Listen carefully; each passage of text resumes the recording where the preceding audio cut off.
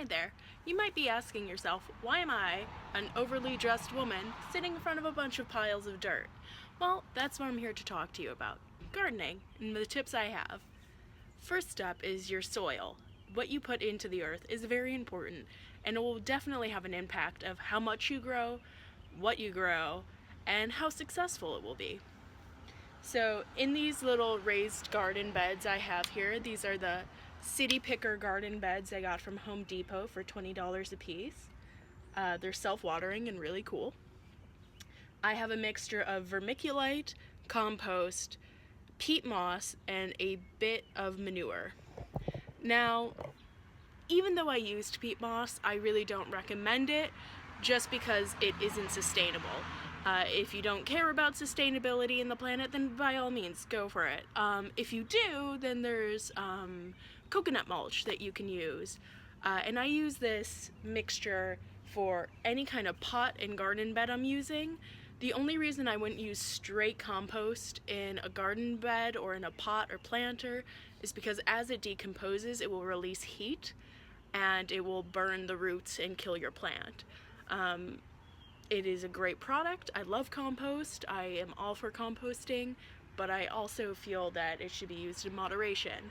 Now, all of this soil I mixed by hand in a huge tarp, and it took two 25-pound bags of compost, a 50-pound bag of manure, half of a 100-pound bag of peat moss, half or roughly a quarter of a 2-pound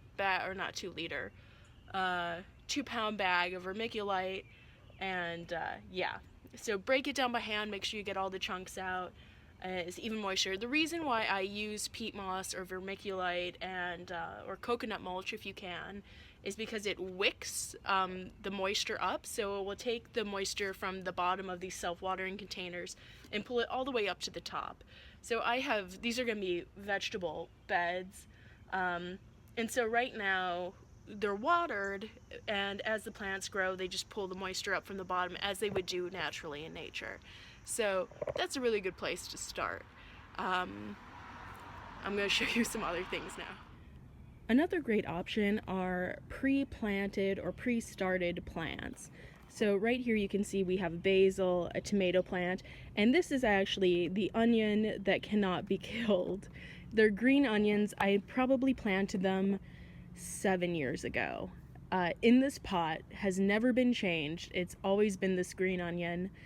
I do not put any kind of fertilizer on it. It just keeps growing. And that's the great thing about green onions, is they keep coming back. The bad thing about green onions is they will spread everywhere. So that's why I try and keep it contained to a pot. But in my garden, they did spread a little bit. So that's a problem. The reason why I suggest getting herbs or a tomato plant pre-started or pre-sprouted is because they're going to be easier for first-time gardeners. They're already established. They're already hardened off to the weather for the most part. So all you have to do is put them in a pot or put them in a plant, and then you're done. Same thing with flowers. You're really going to want to get plants that you like and you think are pretty. But you also don't want to overcrowd them. Remember that these are going to grow throughout the season. Similar to fish in a fish tank, you could technically fit 100 of them in a little container, but they're not going to be happy and they're going to die really quickly. So that's something to keep in mind. Another thing to keep in mind when planting flowers is variety. Now, you could just get the same plant and put it everywhere, but you might not like that. So here I have some lamb's ear, some spreading petunias, some snapdragons, and some more of the allium. The reason why I did that is because, again, I know that the petunias are going to spread out, and I wanted just a mixture of things that I was going to have in my yard. I didn't want to look at the same flowers everywhere I turned. Another option for people who are short on space or just want even more bang for their buck are these shepherd hooks hanging baskets. So I decided to use this for my herb and fruit garden, really. So we have strawberries, sage, mint, and thyme. And the reason I chose to do this was, well, I have a very strict homeowners association who I kind of hate, and they don't let you just put whatever you want in the ground. So I decided I can have it above the ground. There's no rule saying I can't do that. And that they'll do really well. And honestly, the reason why the plants aren't huge, and I only put one plant per basket, as you can see, it's a small time plant. It's a relatively small mint plant. The strawberry was honestly the biggest one. And again, these have that soil mix I was talking about earlier. But the reason I decided to do it is, again, because they're going to spread out and grow, hopefully, during the season. So it's really important that they have that room to grow as they go. And as you can see, I'm already getting a couple of little strawberries coming in and some flowers. Now, growing things from seed is always going to be more difficult than buying an already established plant. As you can see in those planters before, I did buy some flowers already grown. But over here, and I have some extra petunias, but over here in these baskets and buckets and pots and tubs and whatever you want to put your flowers or plants in, I did put seeds. Now, I did that just because I enjoy them, and there are some things I couldn't find already started. For instance, I have a silver dollar plant that hopefully is going to grow right here, and I just couldn't find that anywhere else. But it is a perennial, so if it works, it will come back year after year, which I'm excited about. The other reason why you might want to do seeds is for pollination reasons, which is why I'm doing it. So these pots are actually right next to those vegetable beds you saw earlier. This is, in my hope, to encourage bees to come to the flowers and pollinate my plants at the same time. So that way my vegetables are getting the same attention as my flowers are, and I'll get an even bigger yield.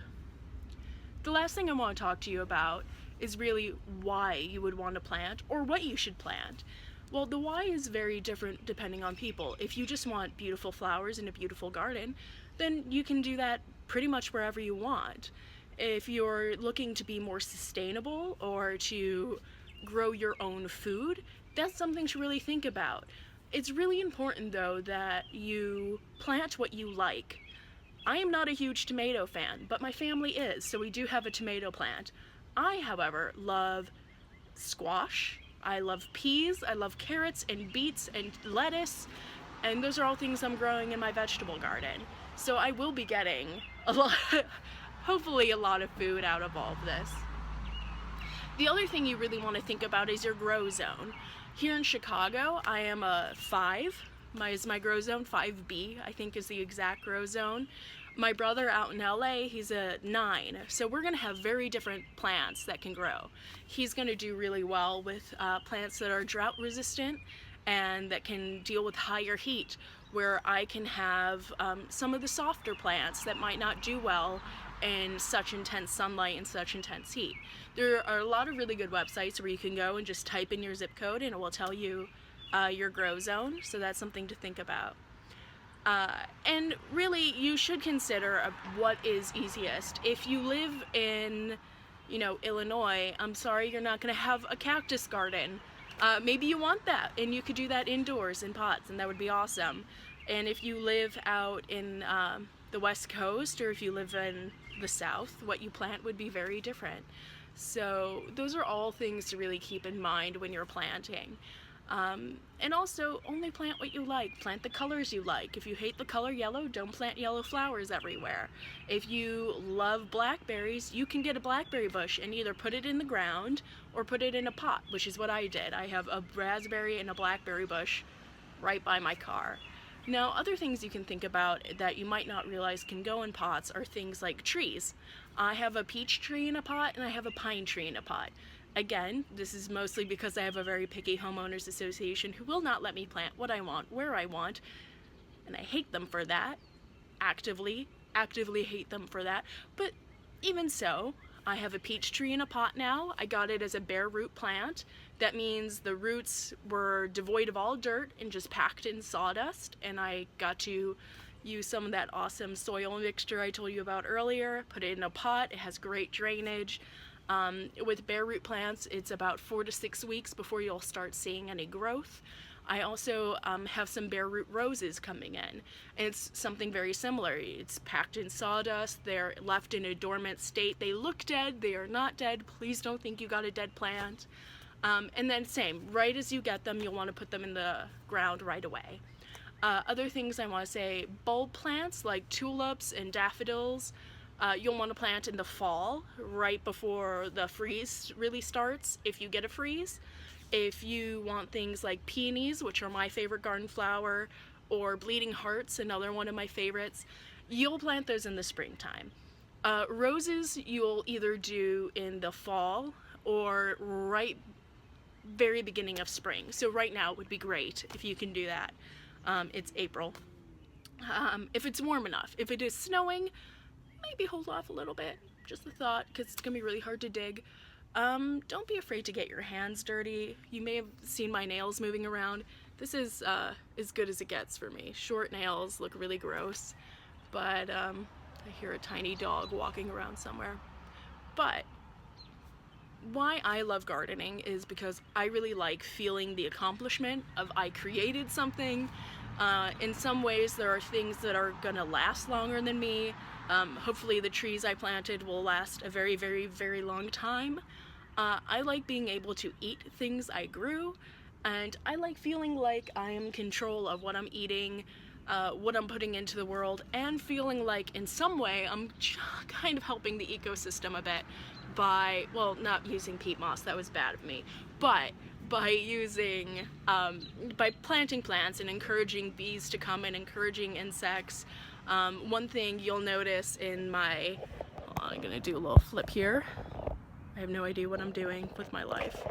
One thing you'll notice in my vegetable planters is that I have these little solar lights going on in them, and that was on purpose. That wasn't, God, you think I would be better at this, it's a tripod. The reason I did that was, one, garden lights are cute, but also it was more important for me that I encouraged spiders to show up to my yard. And I know most girls wouldn't want spiders anywhere near them or anything they're doing, but in this case, one, there are already a lot of mosquitoes out and it's April. Two, if spiders start building webs in my garden on the trellis, the lights will attract those mosquitoes. They will attract, hopefully, the basil beetles that ruin my basil every year, and the spiders will eat them. So it's gonna be kind of a symbiotic relationship. Hopefully that works out. We'll see. But yeah, those are my gardening tips. Soil is very important. Know your grow zone. Plant only what you like. Try to be sustainable if you can. Don't be sustainable if you don't want to be. Think of the bees. Think of the spiders. Yeah.